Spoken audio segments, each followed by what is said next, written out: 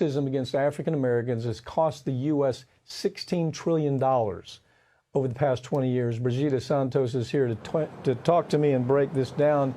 You know, Brigida, I saw Rick Sanchez did a story very similar to this on the Hispanic part of this, how the Hispanic community brings so much to our economy and how we're doing everything we can maybe to interfere with that natural progress.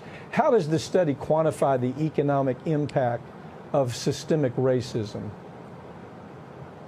Well, researchers measured 4 key racial gaps for Black Americans, including wages, education, housing, and investment.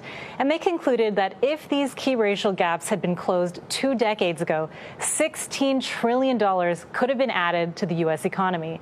Now, according to researchers, facilitating easy access to higher education for Black students would have increased lifetime incomes by $90 to $113 billion.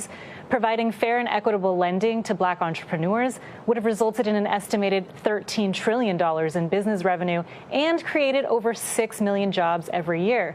Improving access to housing credit would have resulted in an additional 770,000 Black homeowners and added $218 billion in sales and expenditures.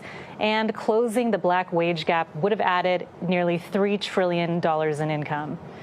Now, the researchers say that if these racial gaps are closed today, it's not too late. The U.S. can gain $5 trillion of additional GDP over the next 5 years. So basically, this study finds that racism is expensive and inclusion is financially beneficial for the nation.